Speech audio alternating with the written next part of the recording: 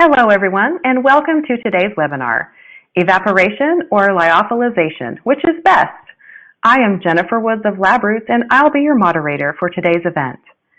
Today's educational web seminar is presented by LabRoots and brought to you by Labconco. We encourage you to participate today by submitting any questions you may have during the presentation. To do so, simply type them into the Ask a Question box and click Send. We'll answer as many of your questions as we have time for at the end of the presentation. You may also submit any technical issues here as well if you have trouble seeing or hearing the presentation. I'd like to now welcome our speakers, Kelly Williams, Director of Laboratory Equipment at Labconco Corporation, and Jenny Sprung, Senior Application Specialist at Labconco Corporation. Kelly and Jenny, you may now begin your presentation.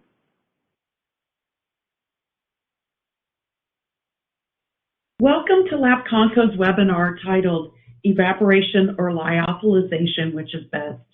My name is Kelly Williams, and I'm the Director of Laboratory Products, and I will be joined by Jenny Sprung, Senior Application Specialist.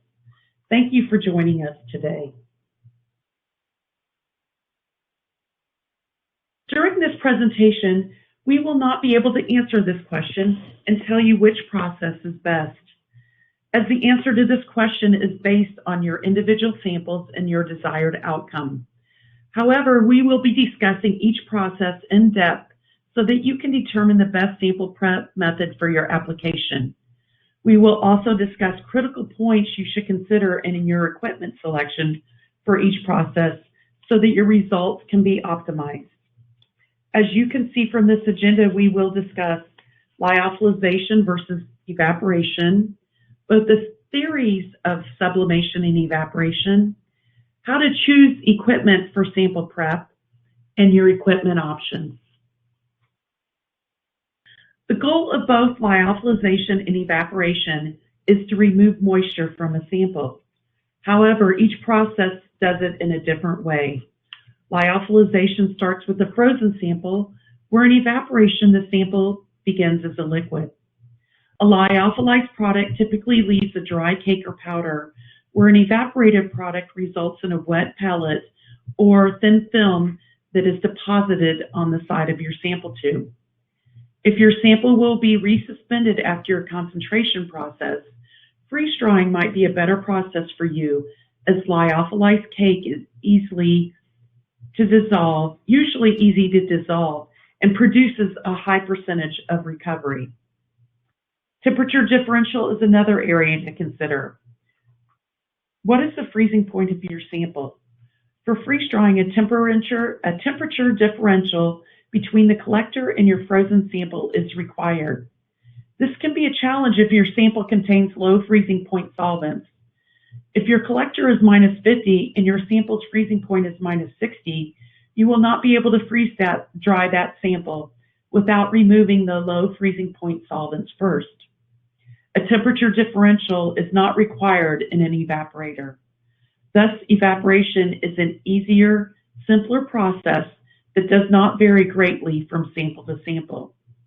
Because of this temperature differential requirement, the best option to freeze dry low freezing point samples may be to use both methods. Evaporate the solvent out of the sample first, and then freeze dry the sample. Finally, a deep vacuum is essential for a freeze dryer, but in evaporation, a higher vacuum level is optimal. Sample volume sizes, the number of samples, and tube format all need to be taken into consideration when deciding which method is best for your sample.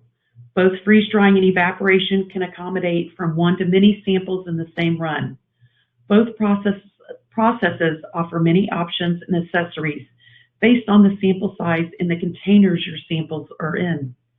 A variety of rotors, flasks, tube holders, and blocks are available with both types of equipment.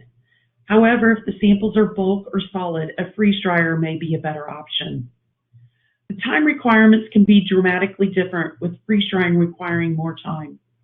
If a fast process is desired, then an evaporator might be a better option. With each process having many options, The biggest determinant of the optimal choice between the two methods often is the temperature sensitivity of your sample.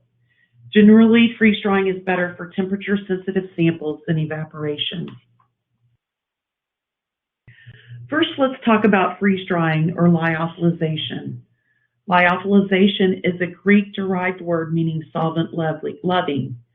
Like I stated earlier, lyophilized material is easily rehydrated, making it a great process for sample preparation if you need to do a solvent exchange and resuspend your sample.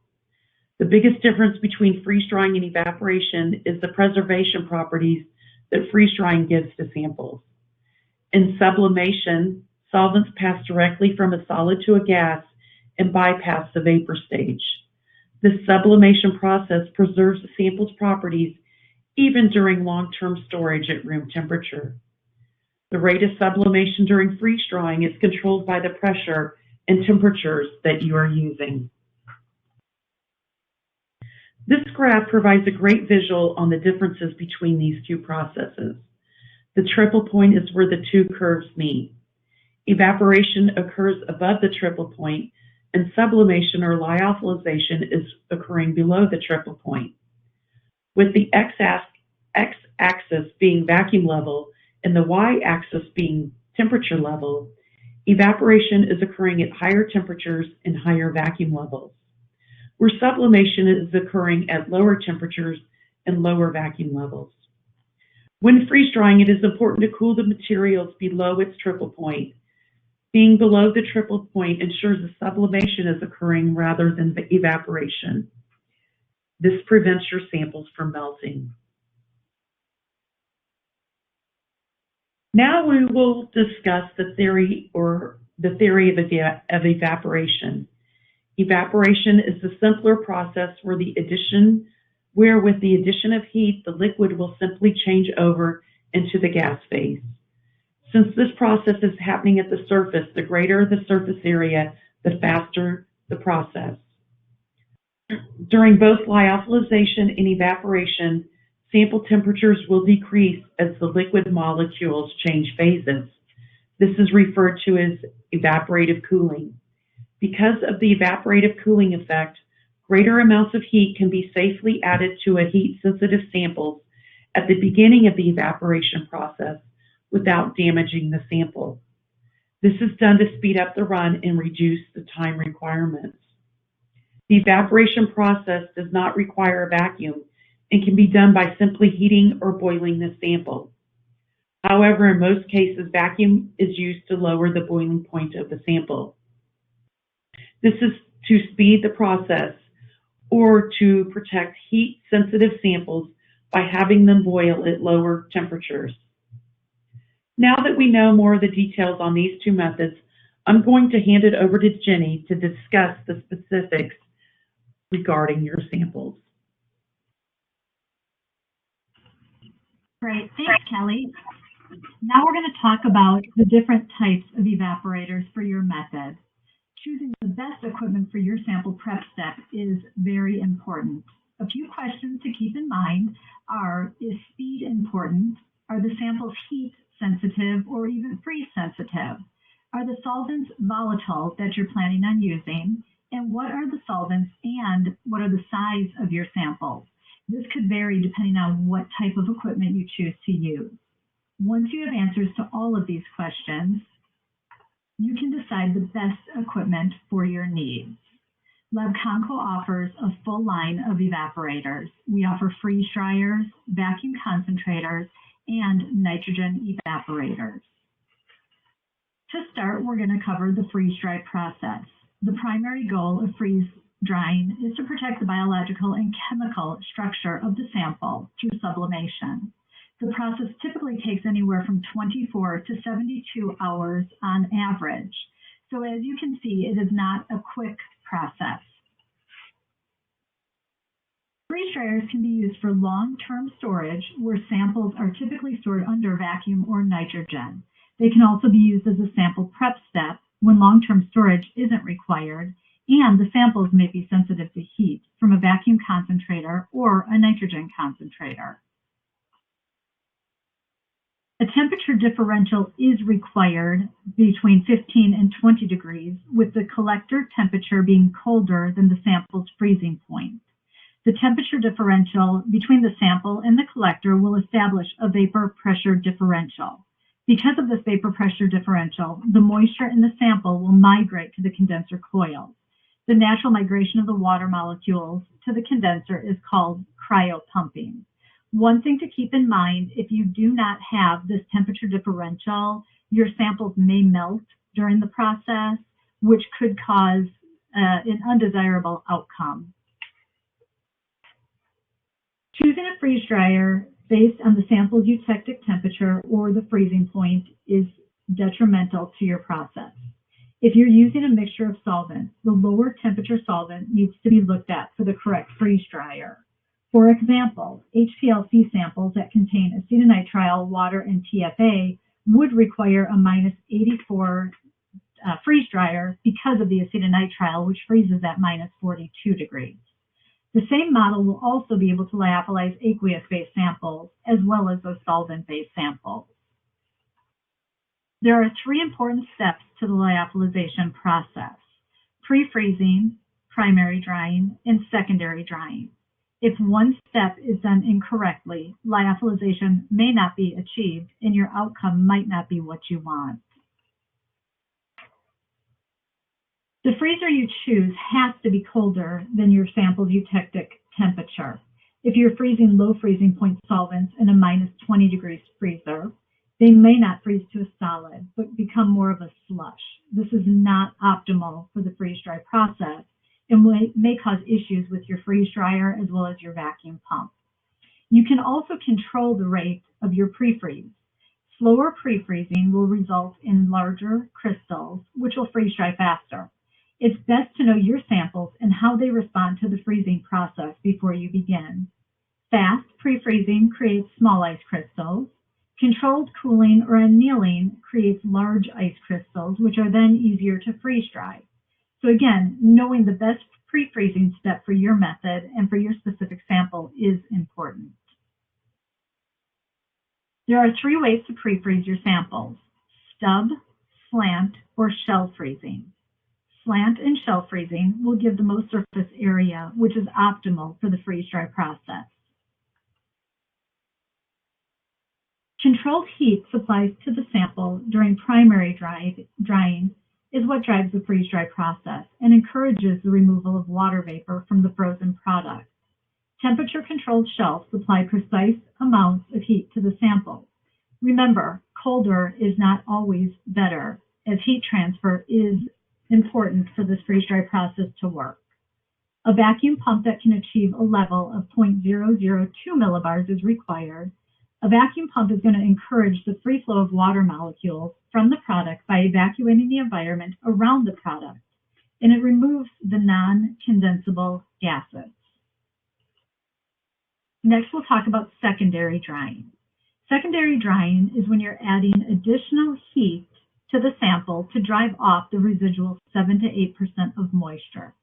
This is best done on a tray dryer with controlled heat.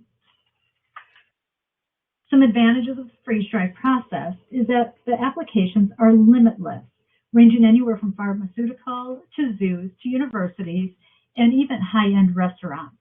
The process is good as a sample prep step as well as long-term storage. A wide range of sample sizes can be done in the right freeze dryer. Disadvantages, however, is that freeze drying is not a quick process due to the sublimation process. If you're looking for a quick sample prep step, an evaporator might be a better fit for you. For the freeze dryer, we have many choices available, and you also have choices of drying chambers, including manifolds with ports, as well as tray dryers. A tray dryer can be used for bulk samples, microplates, or test tubes and racks, where port types are good when samples will need to be added throughout the process, or just a few samples will be run at one time.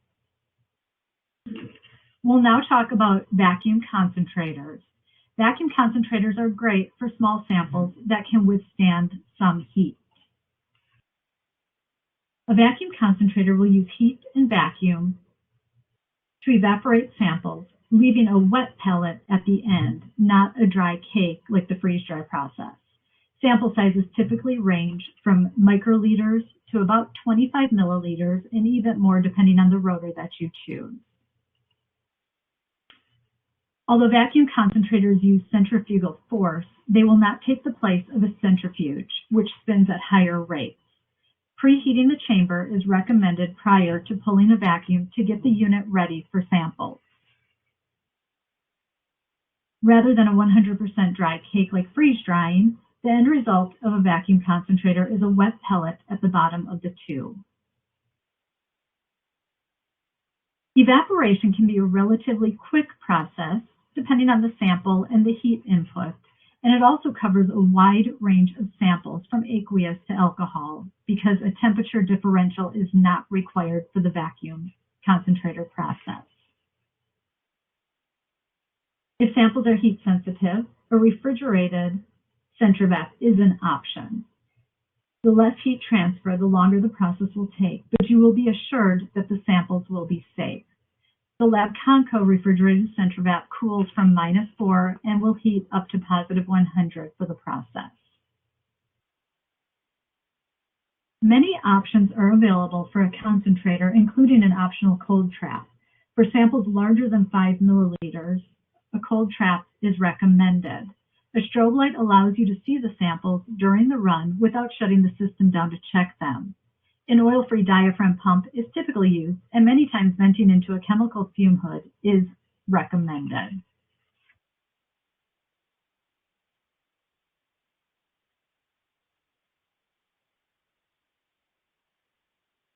And now Kelly will cover nitrogen evaporators.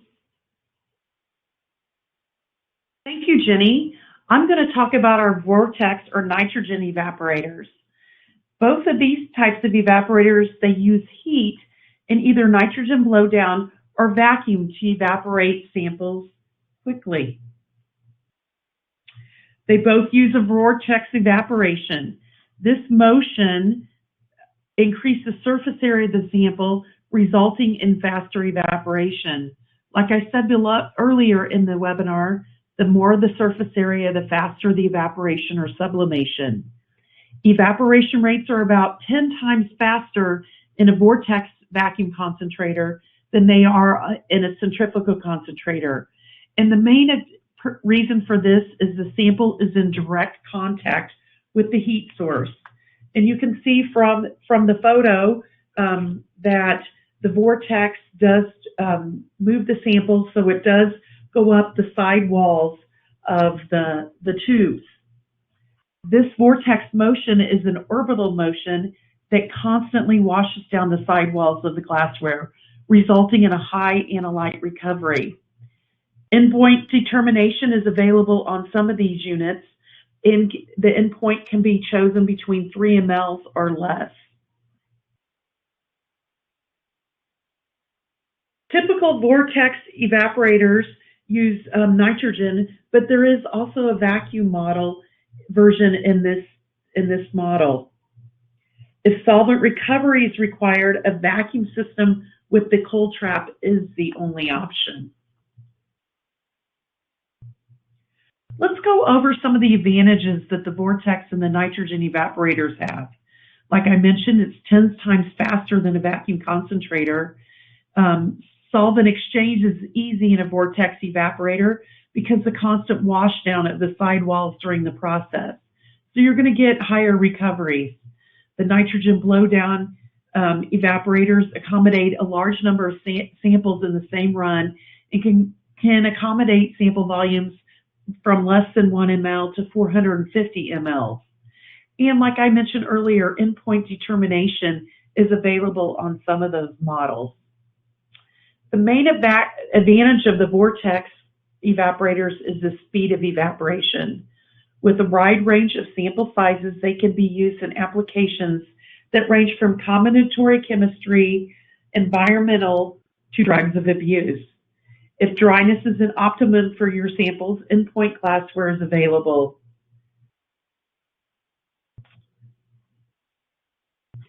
Some of the disadvantages of why you would not choose the nitrogen or vortex evaporator is heat is required for optimal evaporation. So if your sample's heat sensitive, you're going to be a little, you're going to want to go a little slower and not put as much heat in. Many of these types of nitrogen evaporators use a water bath that can cause cross-contamination and rusting of components. I'm happy to say that the Labconco versions do not. They use a dry block. And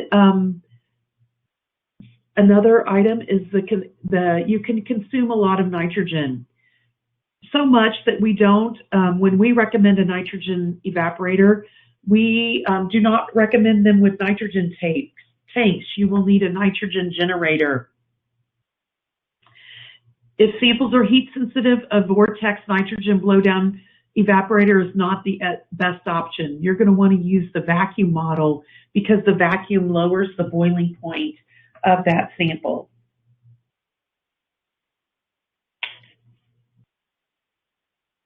Depending on the model you choose, a vacuum nitrogen or a vacuum pump or a nitrogen generator are required. So both of these types of evaporators are going to need either nitrogen or a vacuum pump. They both come with, have available multiple blocks that are available, and even custom blocks can be made for unique glassware. A cold trap and secondary trap are used only with the vacuum system, and you really don't have to have that unless you're worried about solvent recoveries and are trying to minimize the solvents going out through your fume hood. Thank you for joining us today. I hope you have a better understanding of what is involved in freeze drying and what is involved in evaporation and some of the choices that you have to make. So depending on your sample and what your outcomes are, you now have the information to make the best choice for your lab. I want to also share with you or ask you to keep in mind Labconco for many of your other laboratory needs. We are here and we're ready to help you choose the best model for your samples. At this time, Jenny and I will be answering any questions that you may have. So thank you for actively joining us today. And if you have any questions, please send them in. We would love to hear from you. Thank you, Kelly and Jenny, for your informative presentation. We will now start the live Q&A portion of the webinar. If you have a question you would like to ask, please do so now. Just click on the Ask a Question box located on the far left of your screen. We'll answer as many of your questions as we have time for. Let's get started. Our first question is, why is it not recommended to fill vessels more than 50% full for freeze drying? Will this damage my samples, or will it just take longer to dry? That's a great question. We typically will recommend not filling more than 50% full for a couple of reasons. First reason would be you want more surface area in your flasks. So by filling them less than 50% full and putting them on a slant or a shell freeze, you're going to freeze dry a lot quicker. You're also going to reduce the risk of breaking your glassware due to expansion of the pre-freeze. So great question. We get that one a lot. All right, thank you. And we have another question. My freeze drying runs last for several days. How can I speed up my process?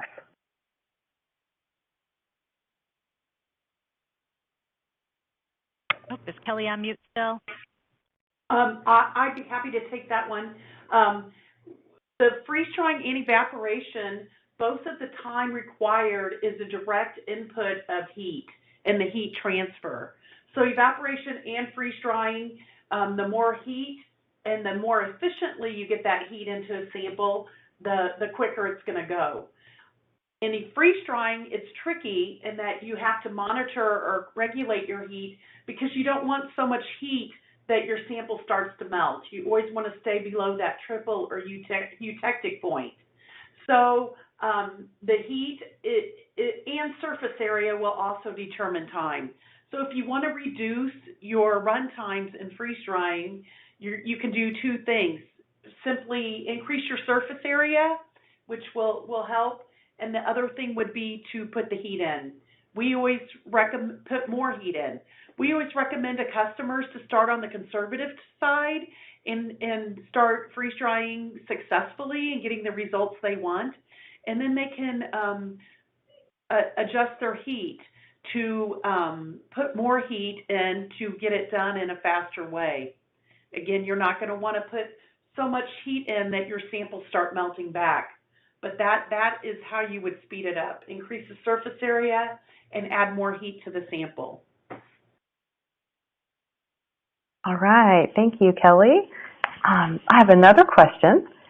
I am needing to get water out of my somewhat heat-sensitive sample. Which is the best method for me?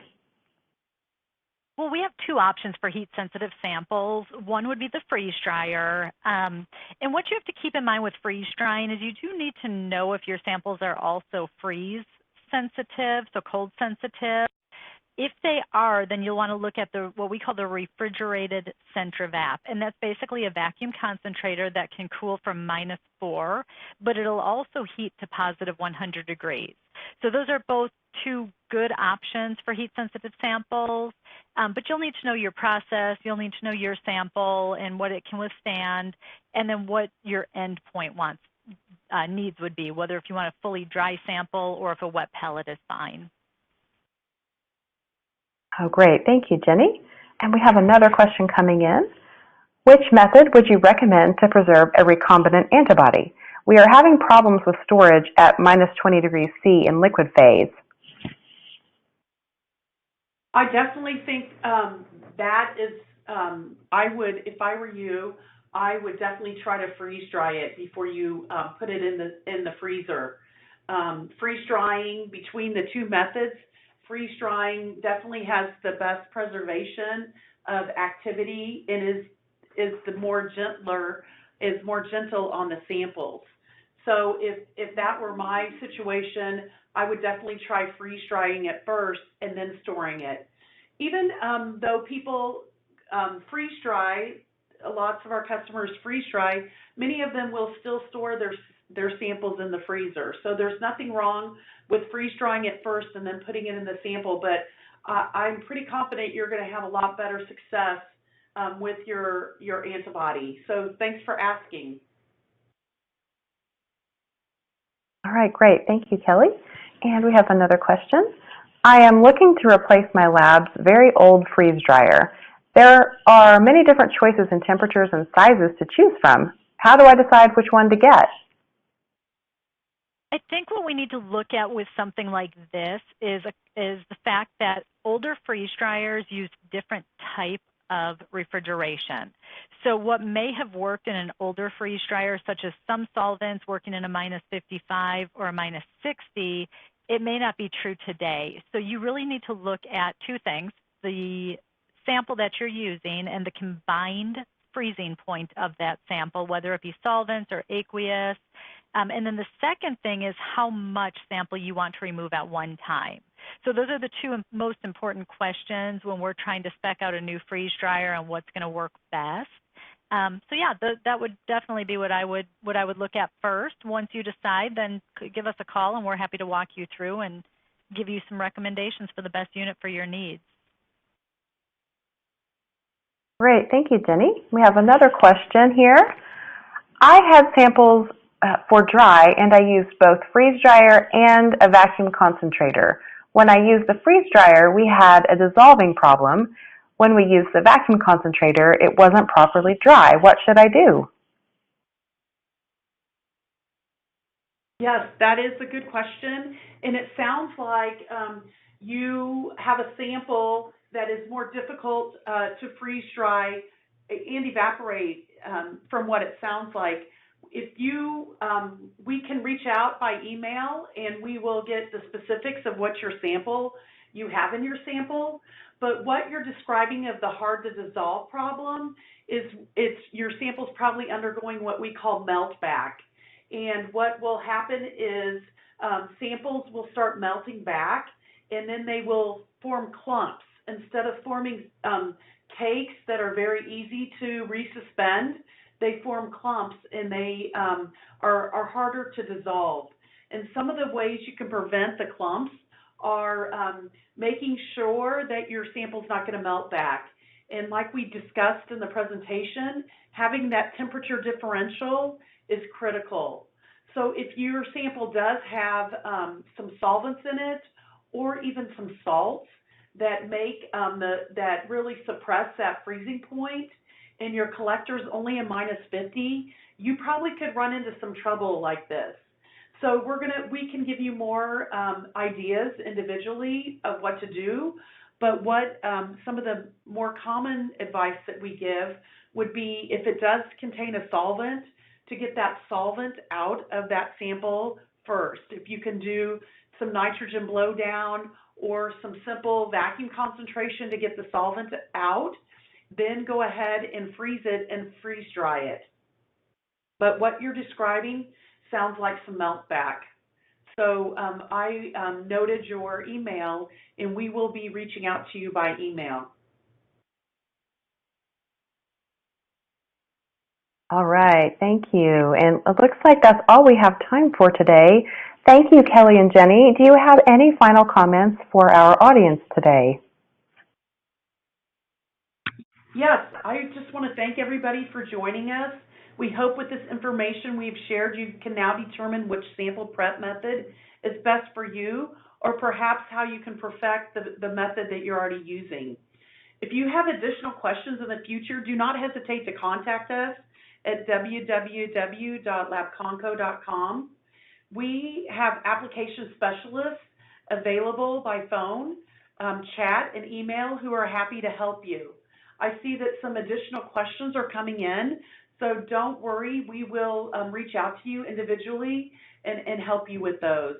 But just want you to know that we are always here and ready to help. So, and we do help a lot of people, so we have some really good ideas. So don't hesitate to contact us. All right, well, thank you both, Kelly and Jenny, for your time today and for your important research. We would also like to thank LabRoots and our sponsor, Labconco, for underwriting today's educational webcast. Before we go, I'd like to thank the audience for joining us today and for their interesting questions. Questions we did not have time for today and those submitted during the on-demand period will be addressed by the speaker via the contact information you provided at the time of registration. This webcast can be viewed on demand. LabRoots will alert you via email when it's available for replay. We encourage you to share that email with your colleagues who may have missed today's live event. Until next time, goodbye.